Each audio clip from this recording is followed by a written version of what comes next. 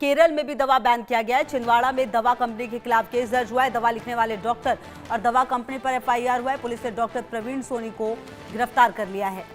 तो आपको बता दें कि एक्शन अब इस पूरे मामले में लगातार नजर आ रहा है और कहीं ना कहीं ये जो जहर बांटा गया, एक तरह से आप समझिए, अब इस पूरे मामले में कहीं ना कहीं जो स्थितियां हैं वो अब सामने आ रही हैं। तमिलनाडु के बाद मध्य प्रदेश, केरल ने भी कोल्ड ड्रिफ्ट कफ सिरप पर प्रतिबंध लगा दिया। इस सिरप को तमिलनाडु के कांचीपुरम में बनाया जाता था।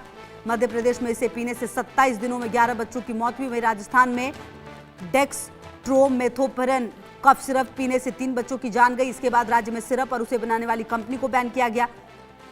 वहीं केंद्र ने कहा है कि 2 साल से कम उम्र के बच्चों को सिरप ना दे। केंद्रीय स्वास्थ्य मंत्रालय ने मामले में एडवाइजरी जारी की। इसमें 2 साल से कम उम्र के बच्चों को कफ सिरप ना देने की बात कही गई है।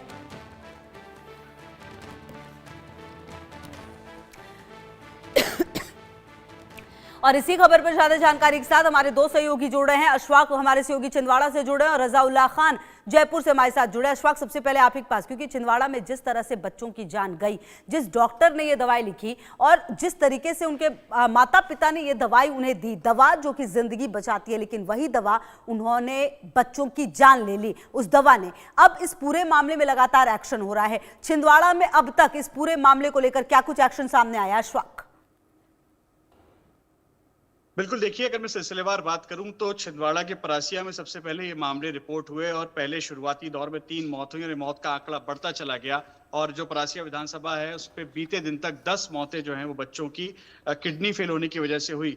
प्रशासनिक स्तर पर जो है जब चेकिंग की गई तो तमाम तथ्य तक खंगाले गए, बहुत सारे सैंपल्स भेजे गए जिनकी रिपोर्ट आना फिलहाल अभी भी बाकी है। लेकिन वहीं जो एक कंटेंट देखा गया, जब प्रिस्क्रिप्शन डॉक्टर्स के देखे बच्चों की जिनकी डेथ हुई थी, तो कोल्ड ड्रिफ्ट सिरप का नाम 5 बार जो है वो देखा गया। जो 5 बच्चों की मौत जिनकी हुई थी उनके प्रिस्क्रिप्शन में कोल्ड ड्रिफ्ट सिरप सेम जो है वो कॉमन फैक्टर नजर आया। जिसके बाद कोल्ड ड्रिफ्ट सिरप की जांच के लिए कोल्ड ड्रिफ्ट सिरप को जो है वो भेजा गया और कोल्ड ड्रिफ्ट सिरप को प्रतिबंधित कर दिया गया था। लेकिन जब तमिलनाडु सरकार ने ये साफ किया कि डायथिलीन ग्लाइकॉल जो है वो तकरीबन 48.6% जो है वो इस सिरप में मिला हुआ है, उसके बाद मध्य प्रदेश सरकार भी एक्शन में आई और मध्य प्रदेश के मुख्यमंत्री मोहन यादव ने साफ कहा कि दोषियों को बख्शा नहीं जाएगा और कोल्ड ड्रिफ्ट सिरप को बैन किया जाता है। और लेटेस्ट अपडेट यही है कि छिंदवाड़ा SP के निर्देश पर परासिया पुलिस ने अपराध दर्ज कर लिया है कोल्ड ड्रिफ्ट सिरप बनाने वाली श्रीसन फार्मास्यूटिकल लिमिटेड कंपनी पर। और वहीं जिसने कोल्ड ड्रिफ्ट सिरप को प्रिस्क्राइब किया था डॉक्टर प्रवीण सोनी, जो परासिया के शिशु रोग विशेषज्ञ हैं, उनको भी परासिया पुलिस ने उन पर FIR दर्ज कर ली है और उनको गिरफ्तार कर लिया गया है। छिंदवाड़ा SP की स्पेशल टीम और परासिया पुलिस की टीम ने अल सुबह जो है डॉक्टर प्रवीण सोनी को गिरफ्तार किया है। BNS की धारा 127, BNS की धारा 227, 105 और 27A के तहत अपराध दर्ज किया गया है। इसमें औषधि अधिनियम भी माना जाता है। वहीं देखिए, ये साफ कर दिया गया है कि डायथिलीन ग्लाइकॉल की भारी मात्रा जो है वो बच्चों की किडनी फेलियर का कारण बनी है और एक जहर के रूप में जो है बच्चों ने कफ सिरप नहीं, एक जहर के रूप में ऐसी दवा पी ली जो कहीं ना कहीं बच्चों की मौत का कारण बनी। बिल्कुल। और अशफाक, कहीं ना कहीं आप देखिए कि जो कदम अब उठाए जा रहे हैं, शायद अगर ये कदम पहले उठाए जाते तो इन बच्चों की जिंदगी शायद बच जाती। बहरहाल रजाउल्लाह खान, देखिए जयपुर में भी अब लगातार बैन तो दवाइयां की जा रही हैं, कहीं ना कहीं यहां पर भी बच्चों की जान गई है। यहां पर अब तक क्या कुछ एक्शन लिया गया है? किस तरह से राज्य सरकार तमाम कदम उठा रही है? तो लगातार एडवाइजरी पर एडवाइजरी जारी की जा रही है, लेकिन कहीं ना कहीं शहीदों को बचाने का जो अभियान है वो यहाँ पर प्रशासन की तरफ से चलाया गया है। 3 बच्चों की मौत हो चुकी है, लेकिन कोई बड़ा एक्शन देखने को नहीं मिला है। कल जिस तरीके से प्रदेश के जो चिकित्सा मंत्री हैं गजेंद्र सिंह खींवसर, उन्होंने प्रेस कॉन्फ्रेंस की और प्रेस कॉन्फ्रेंस करने के बाद उन्होंने बताया कि किस तरीके से अब राजस्थान सरकार की तरफ से अगला कदम उठाया जा रहा है। लेकिन कहीं ना कहीं जो प्रदेश के जिम्मेदार अधिकारी हैं, जब उन लोगों से बात करना चाहिए कि इस पूरे मामले को लेकर क्या कुछ कार्रवाई की गई, उस मामले को लेकर क्लीन चिट कहीं ना कहीं अधिकारियों को दे दी गई है। कहा जा सकता है कि 3 बच्चों के मौत के बाद भी जो तमाम आसमान है वो साफ नजर आ रहा है किसी अधिकारी पर कार्रवाई अभी तक नहीं की गई है। लेकिन साफ तौर पर एक बात यहाँ से इस बात का ऐलान राजस्थान के अंदर कर दिया गया है कि बच्चों को किसी तरीके से कुछ भी यहाँ पर नहीं होना चाहिए। फिलहाल किसी तरीके से कोई भी जो दवा वगैरह है उन तमाम चीजों को लेकर एडवाइजरी यहाँ पर जारी की गई है। एडवाइजरी करने के बाद जिस तरीके से जो तमाम जानकारी है वो ये निकल कर सामने आ रही है कि फिलहाल कुछ दवाओं को राजस्थान के अंदर बैन किया गया है, लेकिन किसी तरीके का कोई एक्शन है वो यहाँ देखने को नहीं मिला है। लेकिन जिम्मेदार अधिकारी ये कह रहे हैं कि उनको कफ सिरप की जगह कुछ दूसरा इन्फेक्शन है वो होता है, इस वजह से बच्चों की जो मौत है वो चुकी थी। कल शाम को 4 बजे तक पूरे प्रदेश के अंदर आंकड़ा 2 बच्चों की मौत का था, लेकिन रात को ये एक बच्चे की और मौत हो चुकी है। कहा जा सकता है कि जिम्मेदार अधिकारी पर जब तक किसी तरीके से कोई बड़ा एक्शन नहीं होगा तब तक यही कहा जाएगा कि जो तमाम चीजों को लेकर बचाने का काम है वो यहाँ पर जो है प्रशासन की तरफ से किया जा रहा है। जी बिल्कुल। और कहीं ना कहीं देखिए अशफाक, इस पूरे मामले में ये बात तो समझनी होगी कि जो कदम है वो ऐसा ना हो कि अभी तो रज़ाउल्लाह देखिए ये बात भी समझनी होगी कि जो एक्शन हो वो प्रॉपर हो, मतलब ऐसा ना हो कि कुछ लोगों पर कार्रवाई हो और ये बात यहीं पर खत्म हो जाए, क्योंकि बच्चों की जान गई है। 17 बच्चों की ये कोई छोटी मोटी बात नहीं है, क्योंकि हमेशा यही होता है, कुछ दिनों तक तो बात होती है लेकिन उसके बाद कुछ लोगों को पकड़ा जाता है, छोटे लोगों को, लेकिन बड़ी मछलियां हमेशा ही बच जाती है। आखिरकार वो कौन सी कंपनियां थी जो इस तरह का जहर बना रही थी, जहर मिला रही थी, और सबसे बड़ी बात कि वो कफ सिरप पिलाया जा रहा था दवाई बताकर। खुशबू देखिए, यहाँ तो मछलियां पकड़ी तो जानी चाहिए, अभी तक किसी के ऊपर कोई एक्शन ही नहीं हुआ है, तो हम कैसे कह सकते हैं कि छोटी मछलियां, बड़ी मछलियां, क्लीन चिट यहाँ पर दी जा रही है। प्रशासन अपने अधिकारियों को बचाने का काम कर रहा है, कोई बड़ा एक्शन राजस्थान में देखने को नहीं मिल रहा है, तो हम कैसे कह सकते हैं कि अभी तक छोटी मछलियों पर ही कार्रवाई की जा रही है। कुल मिलाकर ये कहा जा सकता है कि जिस तरीके से एक बड़ा घटनाक्रम राजस्थान में सामने आया, 3 मासूमों की मौत हो चुकी है, तो अपने आप में काफी गंभीर सवाल यहाँ पर खड़े होते हुए नजर आ रहे हैं। क्यों आखिर ऐसे लोगों को क्लीन चिट दी जा रही है, क्यों दवा बनाने वाली कंपनी को क्लीन चिट दी जा रही है।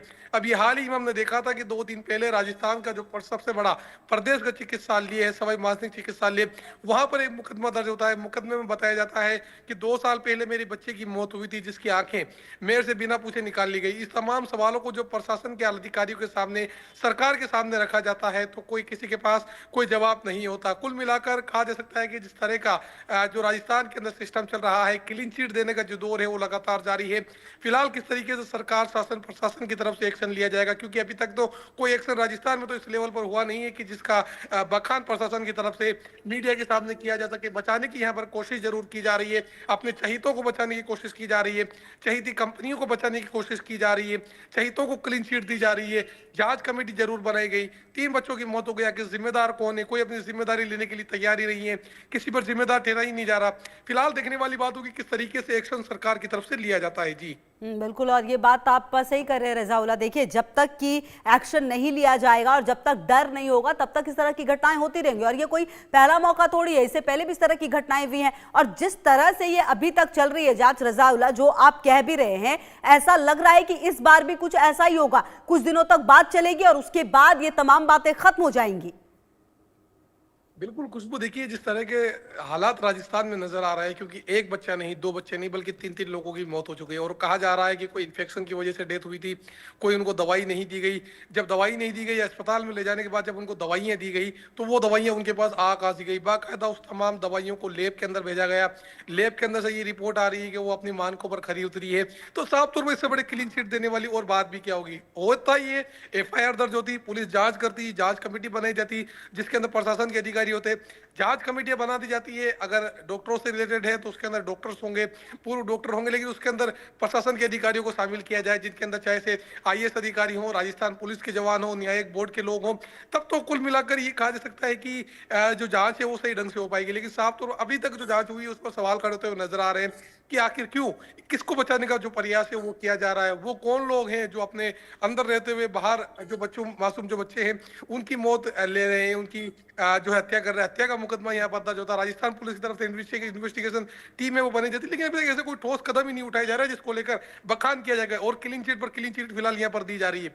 देखने वाली बात होगी सरकार कब तक जागती है और किस तरीके से एक्शन इन तमाम चीजों को लेकर लिया जाता है। बिल्कुल, और देखिए बात तो यही है रज़ाउल्लाह की सरकार जागती तब है जब कुछ, क्योंकि ये आम लोग हैं। और देखिए जिस तरह से जिन बच्चों की जान गई है वो गरीब हैं, वो जिन बच्चों की जान गई है उनका कोई रसूख नहीं था। शायद यही बड़ी वजह है कि अब तक कोई बड़ा एक्शन सामने नहीं आया। हालांकि देखिए कई जगहों पर जहां पर ये दवाइयां बन रही थी उन जगहों तक पहुंचकर उन कंपनियों को बंद कराया गया है, उन जो कारखाने थे वहां पर बंद कराया गया है। लेकिन सबसे अहम सवाल है कि ये जांच जो है वो आगे कब बढ़ेगी। जो डॉक्टर्स रजाउल्लाह, जो यहां पर जयपुर में जिन डॉक्टर्स ने ये प्रिस्क्रिप्शन में लिखा था, क्या उन पर कोई कार्रवाई हुई है? क्योंकि छिंदवाड़ा में तो कार्रवाई हुई है उन डॉक्टर्स पर।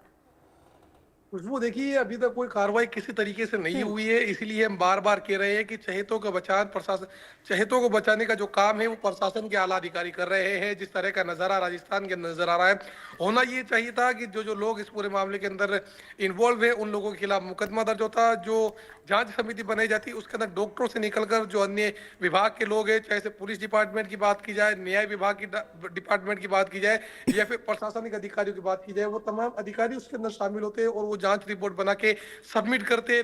फलाना डॉक्टर इस पूरे मामले को लेकर जो है यहाँ पर पूरी तरीके से जिम्मेदार है। इसके अलावा जो भी डॉक्टर है उसने ये दवाई लिखी थी नहीं लिखी थी, उन तमाम चीजों को लेकर जो है कार्रवाई होनी चाहिए थी। लेकिन हुआ ये कि राजस्थान के अंदर क्लीन चिट यहाँ पर दी गई, क्योंकि राजस्थान के अंदर अभी ऐसी कोई फैक्ट्री नहीं है जिसको सीज किया जा सके।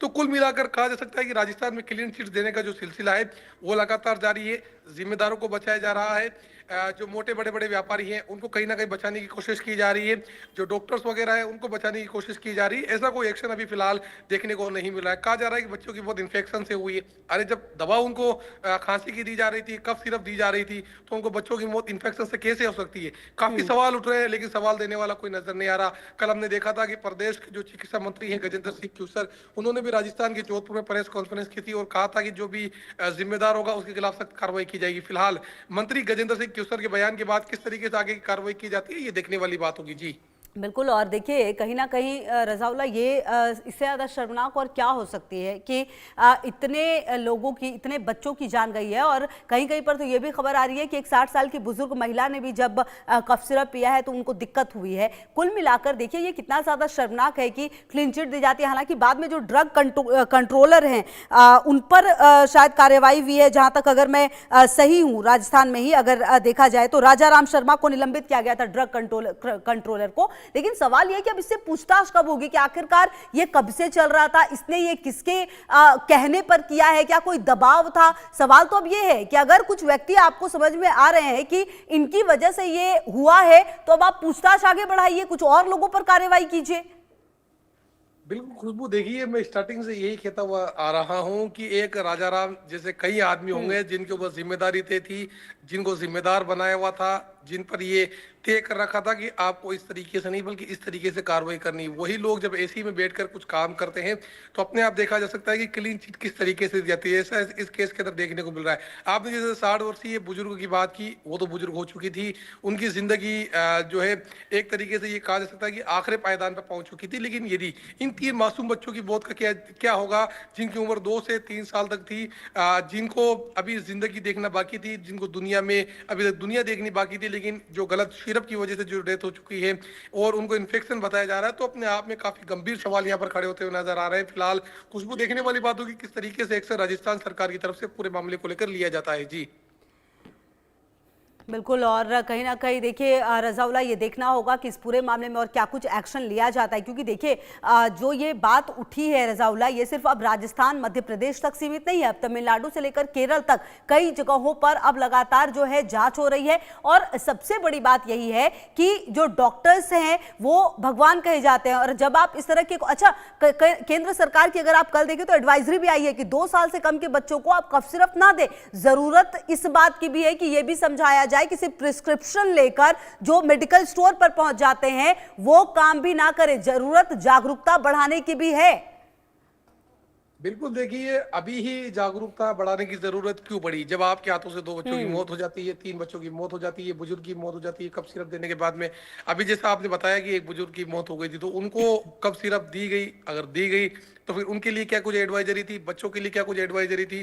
क्योंकि जब बच्चों की तबीयत खराब होती है तो आप भी जानते हैं और हम भी जानते हैं किस तरह का जो माहौल है वो पूरे घर के अंदर नजर आता है, तो उनको जो दवाई हाथ में आती है वो दे दी जाती है। बड़ा सवाल ये है कि अब आप ये लोग ये बोल रहे हैं कि जो बच्चों को कफ सिरप नहीं देनी चाहिए, तो इससे पहले आप लोग क्या कर रहे थे? आखिर क्यों प्रशासन की तरफ बिल्कुल से कई advisory सारे जारी ऐसे नहीं सवाल की? हैं जिसके जवाब अब ढूंढने की कोशिश करनी होगी। उम्मीद यही करते हैं कि इस पूरे मामले में लगातार कार्रवाई हो। बहुत शुक्रिया।